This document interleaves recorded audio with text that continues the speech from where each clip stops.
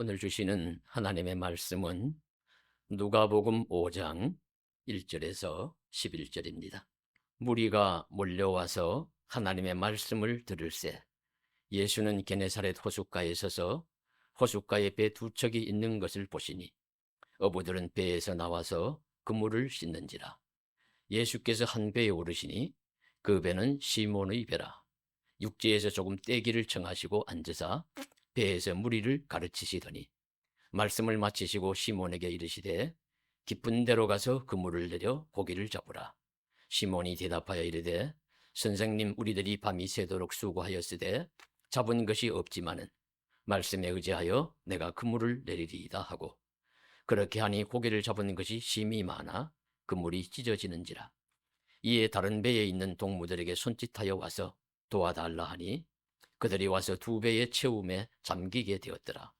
시몬 베드로가 이를 보고 예수의 무릎 아래에 엎드려 이르되 주여, 나를 떠나소서, 나는 죄인이로소이다 하니, 이는 자기 및 자기와 함께 있는 모든 사람이 고기 잡힌 것으로 말미암아 놀라고 세베대의 아들로서 시몬의 동업자인 야고보와 요한도 놀랐습니다.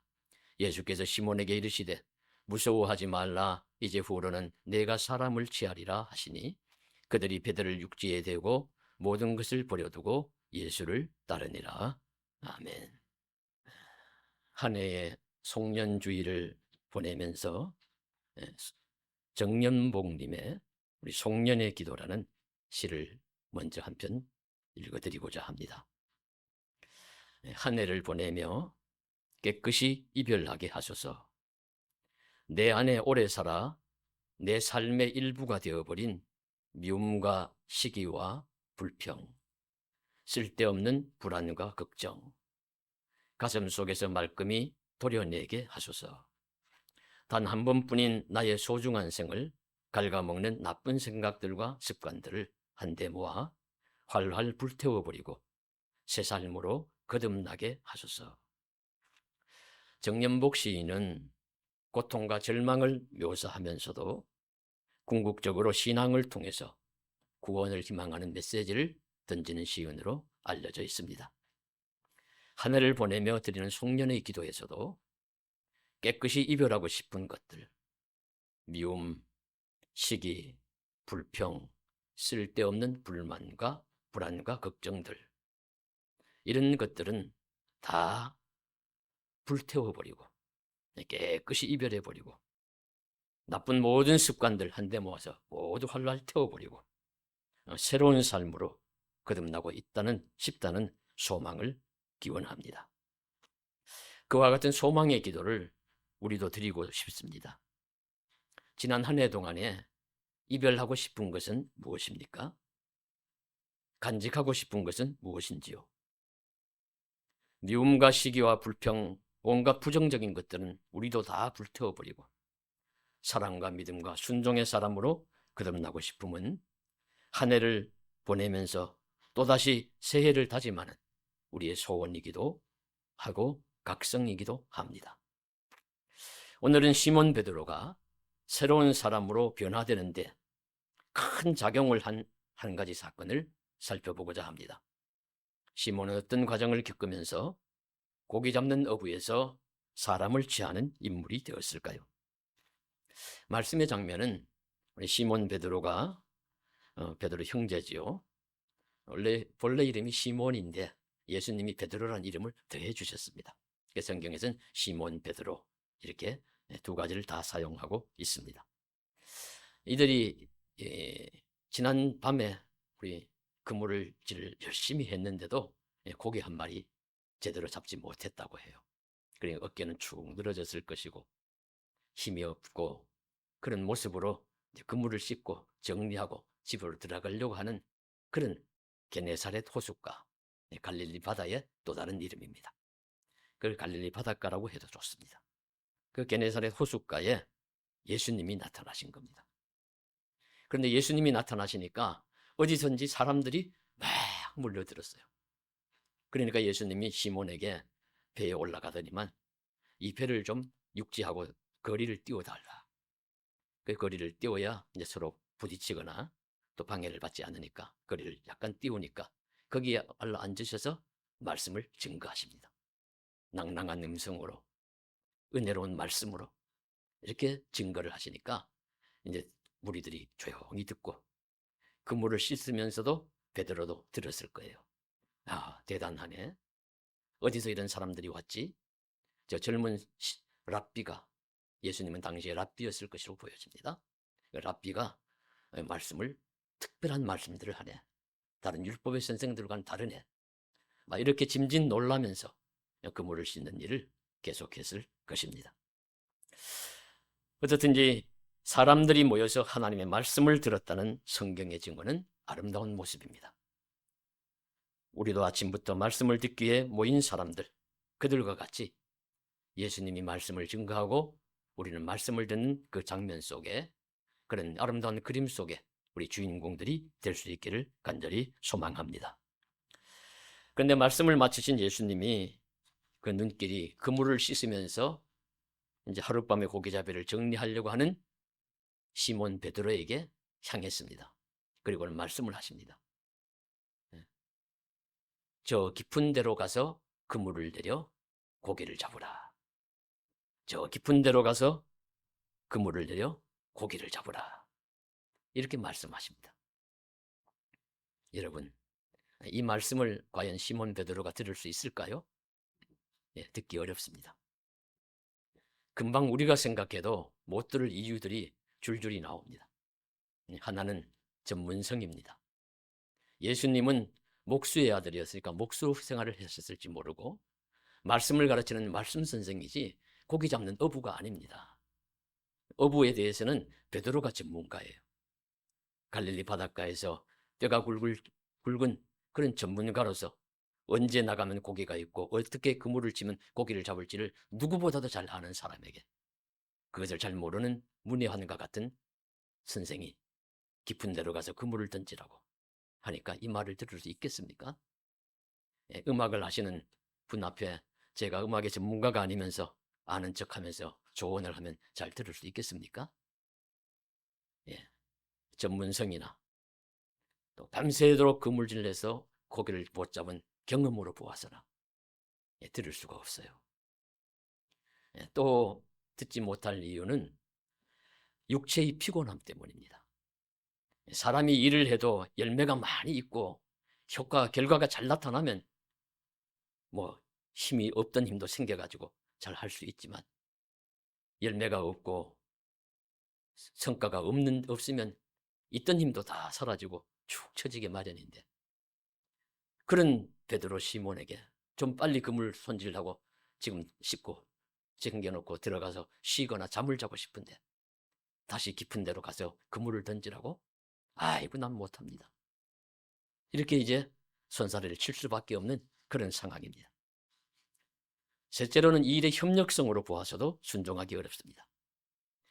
깊은 곳으로 가서 그물을 던지는 일은 나 혼자만이 할 수 있는 일이 아니고 동료가 있습니다. 베드로에게는 동생 안드레가 있고 저 건너편의 배에는 요한과 야고보가 있고 그 협력해서 그물을 던져야 되는데 그들을 어떻게 설득할 수가 있겠습니까? 내가 가고 싶다고 해도. 그리고 또 배를 움직이는 데는 육체적으로 힘이 들고 비용이 듭니다. 어제 밤새도록 잘 못했기 때문에 그저 손실 인생을 살았는데, 적자 인생인데 큰 손해를 감수해야 하는데 이것을 더 이상 또 감수하면서 어떻게 선뜻 수락할 수 있겠습니까? 이와 같이 전문성으로 보아도 경험적으로 보아도 육체의 피곤함 때문에도 그리고 비용을 계산해 보아도 할 수가 없다, 따를 수 없다는 것이죠. 우리도 이처럼 예수님의 말씀을 그대로 따르기 어려울 상황이 올 때가 있습니다. 그런 경우가 많습니다. 그럴 때 어떻게 할까요? 근데 시몬 베드로는 놀랍게도 이렇게 대답하고 말씀을 따릅니다. 말씀에 순종하는 것입니다. 선생님, 우리들이 밤이 맞도록 수고하였으되 잡은 것이 없지만은 말씀에 의지하여 그물을 내리리이다. 우리 밤이 맞도록 수고하여 쓰나 잡은 것이 없지만은 말씀에 의지하여 그물을 내리리이다. 이렇게 이야기하고는 함께 노를 저어서 바다 깊은 곳으로 들어가는 겁니다.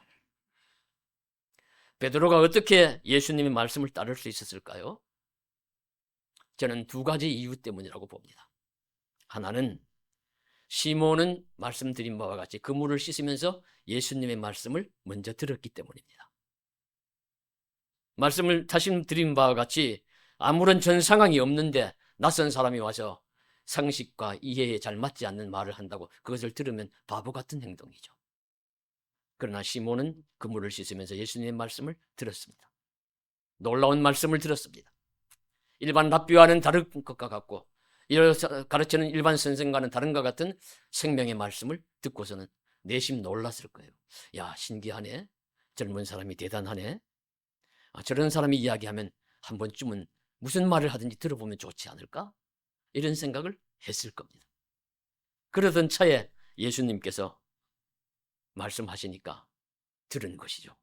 전 이해가 있었다고 볼 수 있습니다. 그래서 예수님의 말씀을 들은 것이 힘이 되고 피가 되고 살이 되어서 말씀을 순종할 수 있게 되었던 것입니다.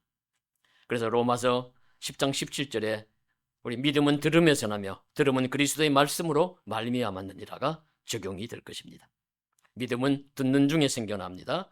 하나님의 말씀을 듣고 설교 말씀을 듣고 성경 강해를 듣고 성경 낭독을 듣고 성경 이야기를 듣다 보면 우리의 믿음이 자랄 수 있습니다.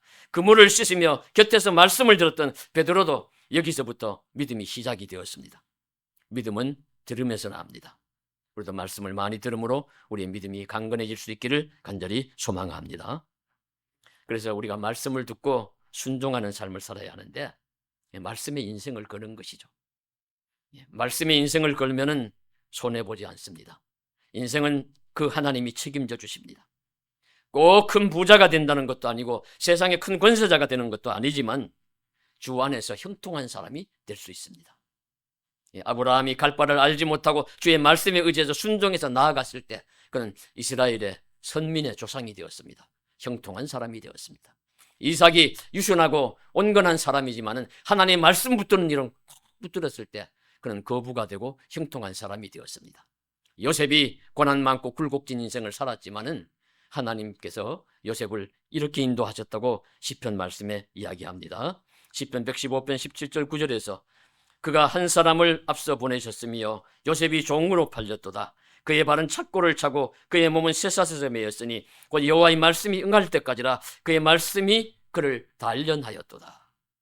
말씀이 그를 단련했대요. 그래서 하나님의 말씀이 그의 인생길을 주장하셨다는 것입니다. 하나님의 말씀을 따르고 하나님의 말씀을 믿는 사람이 결국은 성공적인 인생길을 걸어갈 수 있다는 말씀을 해주시고 있습니다. 그래서 확실한 것은 베드로도 은연중에 깃과를 스쳐 지나가는 예수님의 말씀을 들었습니다. 그리고 주님이 직접 주시는 레마의 말씀을 듣자 기쁜 데로 가서 그물을 던지라 말씀에 순종하게 되었고 그것이 그의 인생 행로를 바꾸는 기점이 될 수가 있었습니다. 우리도 주의 말씀에 귀를 기울일 수 있기를 간절히 소망합니다. 그리고 또 다른 하나는 베드로가 말씀에 순종할 수 있은 또 하나의 이유는 예수님에 대한 인격적인 감화와 또 성령의 감동하심 때문이라고 봅니다. 성령의 감동하심. 우리는 어떤 선택을 할 때 모든 것을 상식적, 합리적, 이성적, 계산적으로 하지 않습니다. 갑자기 일어나고 갑자기 주어질 때 자신도 모르게 결정을 하고 선택을 하는 경우가 종종 있습니다. 강박적으로 직관적으로 하는 것이라고 할 수 있겠죠. 그럴 때 결과가 잘 되었든지 못 되었든지 우리는 이런 이야기들을 합니다. 내가 어떻게 그럴 수가 있었지? 내가 어떻게 그 순간에 그런 일을 할 수 있었나? 무엇인가 홀린 것도 같아 라는 생각이 들 때가 있는 것처럼 그렇게 선택을 하는 경우도 종종 있습니다. 그런데요, 성도가 이런 일을 당하면은 만일 그 결정이 선한 결과가 난다면 그것은 성령이 이끄심 덕분입니다. 만일 이런 경우를 당해서 반대로 악한 결과가 난다면은 그런 결정을 했다면은 악령의 이끌림을 받았거나 자기 욕심에 이끌려 미혹된 잘못된 판단 때문입니다. 그런 견지에서 볼 때 베드로의 결정은 예수님의 말씀을 따를 수 없다는 본성적이고 계산적이고 여러 가지 변명의 이유가 있었음에도 불구하고 예수의 말씀을 따를 수 있는 결정을 하게 된 것은 그 당시에 성령이 감화시키고 성령이 베드로를 붙들어 주신 덕분입니다. 그렇게 생각하시지 않습니까? 예. 주님이 붙들어 주신 거예요. 우리가 항상 맑은 정신으로 합리적인 정신으로 계산하면서 일 처리 못합니다. 어떤 일은 갑자기 부딪혔을 때 갑자기 결정하고 선택하는데 그것이 선하게 결론되어질지 악하게 결론되어질지 누가 알겠습니까? 그런 경우에 선하게 결론되어지도록 인도해 주신다면 성령 하나님이 우리를 붙들어 주시고 인도하심 덕분이요. 만일에 악하게 잘못된 결정이 된다면 그것은 우리의 욕심에 이끌려 미혹됨이거나 악령에 이끌림이죠. 베드로는 틀림없이 주의 성령이 그를 붙들어 주셨습니다. 그래서 그런 결정을 할 수 있었습니다. 그래서 우리도 늘 성령을 사모합니다. 성령이여 우리를 떠나지 마시고 성령이 나와 항상 함께 하시고 더욱 성령 충만하옵소서 소원합니다. 그래서 예수님에 대한 인격적 감화와 성령이 우리를 감화시키사 우리가 어떤 일에 결정해서 주님의 말씀에 순종하는 최선의 결정을 할 수 있도록 우리 성령께서 도우시기를 주님의 이름으로 간절히 소망합니다. 그러면 시몬 베드로가 주님의 말씀을 따른 결과가 어떠했나요? 사실은 이건 보나마나예요. 주님 말씀 순종했으니까 선한 결과가 나옵니다. 마찬가지로 예수님이 말씀하셨을 때 그 결과가 정해진 것인데 6절 말씀에 보니 그렇게 하니 고기를 잡은 것이 심이 많아 그물이 찢어지는지라. 고기를 잡은 것이 심이 많아 그물이 찢어지는지라. 말씀에 순종하여 그물을 내렸더니 그물이 찢어질 정도로 고기가 많이 잡혔고 옆에 있는 동무들의 배를 불러가지고 함께 2배에 가득 채우게 되었더라. 놀라운 결과를 맺었습니다. 어찌 이런 놀라운 결과가 나올 수 있겠습니까? 그래서 어떤 목사님은 좀 재미있게 설명하기 위해서 이렇게 하시더라고요. 고기들이 그 바다 속에서 물 속에서 제식 훈련 열병식을 하고 있었다. 그러다가 앞으로 나란히 열중시어 차렷. 그리고 베드로가 그물을 던지니까 그 시간을 맞춰가지고 그물 앞으로 가. 그래가지고 쫙 와가지고 물이 잡혔다. 이렇게 설명을 하시는데 이것은 물속에 되어진 일이니 알 수가 없고요. 확실한 것은 예수님의 말씀에 순종해서 그물을 던졌더니 고기가 많이 잡혔다. 이게 팩트입니다. 이게 진실입니다. 성경이 가르쳐 주시는 메시지입니다. 우리가 듣는 주님의 말씀이 다 이해되지 않아도 다 납득되지 않아도 분명한 주님의 말씀이라면 들으면은 순종한다면은 선한 결과가 나온다는 것을 가르쳐 주시고 있습니다. 하나님의 기적이 나타나는 일에는 말씀에 대한 순종이 선행된다는 점을 우린 기억해야 합니다. 엘리사 선지자 시대에 당대 최고의 장수인 아람의 나아만이 당대 최고의 장수인데 아마 심한 피부병이거나 우리 성경엔 나병 환자였다 그래요. 나병이 걸려 있었어요. 그래 우리 잡아온 이스라엘의 여종이 우리 이스라엘에 가면 참 용한 선지자가 있습니다. 그가 기도만 하면 우리 주인의 병도 나을 겁니다. 그래서 선물 보따리를 싸가지고는 나아만이 엘리사를 찾아왔지요. 찾아오면서 기대하기는 나처럼 유명한 장수가 가니까 나와가지고 맞이하면서 좋은 자리에 앉히고 눕히고 눈물을 흘리면서 간절히 손을 대고 기도해서 내 병을 낫게 하지 않겠느냐 이렇게 기대를 하고 왔는데 방문도 안 열어보고 방문도 안 열어보고 요단강에 가서 7번 몸을 씻으라 이렇게 하는 거예요. 나아만이 화가 났어요. 아니 내가 누군지 모르느냐. 나와서 맞이해도 시원치 않을 판이고 우리 아람 나라에는 저 요단강과 같은 맑은 물 시원한 물이 없어서 여기까지 와서 내가 그 물에 목욕을 하겠느냐 몸을 씻겠느냐. 돌아가자. 버릇없는 자다. 뭐 이렇게 하면서 이제 가려고 하는데 마침 지혜로운 종이 수행원이 간청을 합니다. 주인이요. 이보다 더한 일을 하라고 해도 병이 나오면 하실 것인데 그건 못하겠습니까? 그러니까 나아만이 거기에 수긍을 해요.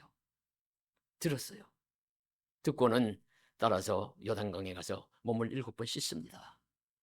1번, 2번, 6번, 7번. 몸이 깨끗하게 나와서 어린 나이의 살처럼 되었더라. 이때 선지자 엘리사가 주시는 말씀은 하나님의 말씀입니다. 그 말씀을 순종했더니 결국에는 이런 몸에 병이 나는 역사가 일어났다는 것을 말씀해 주시고 있습니다. 선행하는 말씀을 붙들면 은혜의 역사, 기적의 역사도 일어난다는 것을 우리들에게 가르쳐 주시고 있습니다. 그래서 베드로에게도 주님의 말씀이 임했을 때 말씀에 순종하여 그물을 내리리이다 하면서 내 경험을 초월하고 내 상식을 뛰어넘고 내 생각을 뛰어넘는 결정을 순종을 함으로써 이렇게 선하고 아름답고 복된 결과를 맞이할 수가 있었던 것입니다. 놀라운 결과에 이어서 무슨 일이 벌어졌습니까? 성경은 이 일로 인해서 베드로가 고기를 많이 잡아서 돈을 많이 벌어서 부자가 되었다거나 큰 집을 샀다거나 그런 이야기를 하지 않습니다. 그거에 별로 관심이 없어요. 성경은 관심이 있는 것은 베드로의 변화입니다. 이 사건을 겪으면서 베드로가 사람이 변화하게 됩니다. 그래서 베드로가 주님 앞에 꿇어 엎드려 주여 나를 떠나소서 나는 죄인이로소이다. 주여 나를 떠나소서 나는 죄인이로소이다. 얼마나 놀랐으면, 얼마나 큰 분이라는 것을 알았으면 내가 그 앞에 설 수도 없고 있을 수도 없는 나는 그런 추하고 죄 많은 인간입니다 라는 고백을 하면서 나를 떠나주십시오라고 이야기를 했겠습니까? 극도의 존경 그리고 극도의 겸손 표현입니다. 마치 마태복음 8장에 자기의 종이 중풍병이 걸린 그런 로마의 백부장이 예수님을 찾아와서 선생님 내 종의 병을 고쳐주십시오 라고 했을 때 예수님이 그래 내가 가서 고쳐주마 가자. 그래서 이 사람이 깜짝 놀라면서 아이고 예수 선생님 우리 집에 오는 것 감당하지 못하겠나이다. 말씀으로만 하옵소서. 이게 진실이었어요. 예수님은 진실을 알아보잖아요. 진실이니까 이 예수님이 내 믿음이 크도다 칭찬하시면서 말씀으로 고쳐주셨어요. 날 오지 못하게 한다고 섭섭하게 생각하지 않으셨습니다. 진심으로 예수님은 너무 크신 분이기 때문에 내 작은 삶으로는 감당하지 못하겠습니다라는 고백이었습니다. 오늘 베드로도 그런 고백을 하는 것입니다. 주님의 진면목, 참된 모습을 발견한 자는 나 자신의 모습을 알게 됩니다.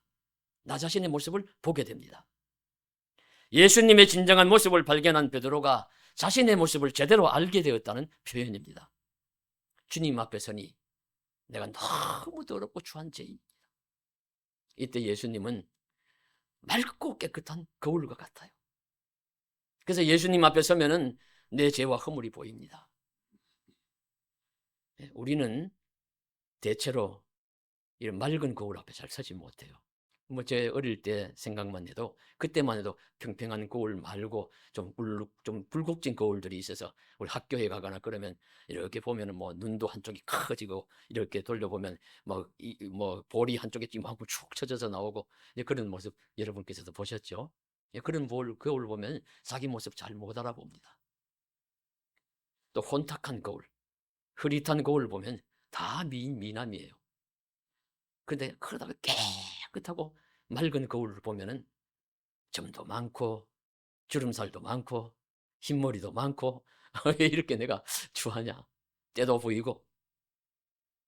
우리는 세상 속에서 주님이라는 거울 앞에 나를 비춰보는 것이 아니라 상대적으로 세상 사람이라는 거울 앞에 나를 비춰보면서 내가 의로운 줄 알고 내가 착한 줄 알고 내가 잘난 줄 압니다.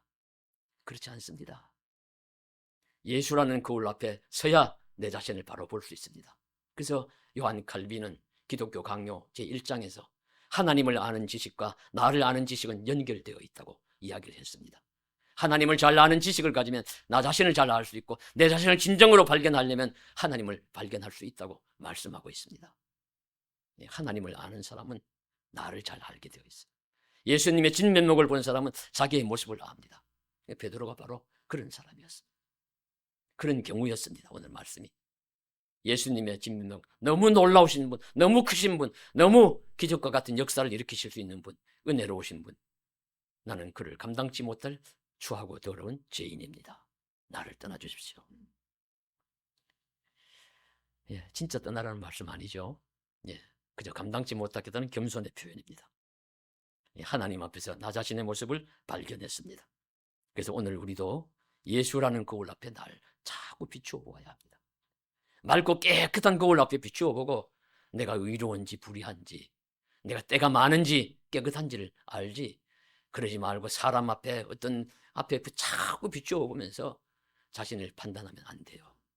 그건 정당하지 못합니다. 그래서 오늘 우리도 주님이라는 거울 앞에 서서 주님 앞에서 비추어진 나를 잘 바라보는 신앙에는 영적인 눈이 열릴 수 있기를 간절히 소원합니다.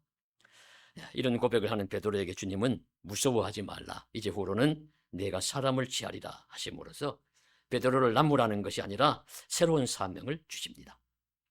떠나달라고 했는데 예수님이 떠나시는 것이 아니라 베드로를 콕 붙드셨어요. 꼼짝 못하도록 붙드셨어요. 놓아주지 않으셨습니다. 이제 사람 고기 잡는 어부에서 사람을 낚는 어부로 만들어주셨습니다. 그런 사명의 사람으로 바꾸주셨습니다. 그래서 배를 육지에 대고 모든 것을 버려두고 예수를 따르게 되었다고 말씀하십니다. 새로운 삶으로 변화되었습니다. 시몬도 변화되었습니다. 인생과 역사의 주인이신 주님을 만남으로 새로운 방향으로 인도함을 받은 것입니다. 사랑하는 성도님들, 한 해의 마지막 우리 52번째 주일을 보내면서 우리는 오늘 어떠한 자로 살아야 하겠습니까? 오늘 말씀에서 볼 때 베드로가 변화된 기점이 주님 말씀에 순종하여 그물을 내림에 있었다고 봅니다.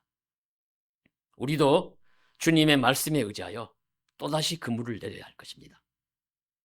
수없이 많이 내렸던 그 자리에 주님이 하라고 하시면 또다시 그물을 내리기를 원합니다. 체온을 달고 있던 기도의 그 자리에 변함없이 여전히 앉아서 계속해서 기도할 수 있기를 바라고요. 수없이 전도지를 나누어 줬던 그 거리의 그 자리에 다시금 전도지를 들며 설 수 있기를 바라고, 손님을 맞이했던 사업의 그 자리에, 말씀을 읽고 적었던 그 책상에, 눈물을 흘리며 씨를 뿌렸던 그 농토에 다시 또 말씀에 의지하여 그물을 내릴 것입니다. 그러면 우리의 인생은 주님이 책임져 주실 줄로 믿습니다. 그물이 찢어질 정도로 고개도 잡게 하실 것이고, 기도 응답의 역사도 나타나게 할 것이고, 손님들도 찾아올 것이고, 곡식을 풍성하게 맺히게 하실 것입니다. 그리고 그것을 넘어서 나를 변화시켜 새로운 일도 하게 하실 줄로 믿습니다. 새사원 새 사람으로 거듭나서 베드로처럼 고기 잡는 너부에서 사람 취하는 역사적 인물도 되게 해주실 줄로 믿습니다. 그런 은혜가 새해에는 나타나기를 주님의 이름으로 간절히 소망합니다. 예, 기도드리겠습니다. 사랑하는 하나님 아버지, 주의 은혜와 사랑 속에서 또 한 해를 보내는 송년주일 맞이하여 이렇게 기도하고 하나님 앞에 감사하며 말씀을 나누었습니다. 베드로가 변명하고 못할 이유 많이 있었지만, 그러나 말씀에 순종하여 그물을 내렸을 때 그물이 찢어질 정도로 고기가 잡혔고, 그를 통해서 베드로 자신이 변화되는 역사가 일어났습니다. 우리도 주님 앞에 말씀에 순종하는 믿음을 갖게 하여 주옵시고, 선한 열매 맺게 하여 주옵시고, 더 아름다운 변화된 모습으로 살아갈 수 있도록 은혜로 역사하여 주시옵소서. 함께해 주시길 원합니다. 도와주실 줄 믿습니다. 주 예수님 이름 받들어 간절히 기도드리옵나이다. 아멘.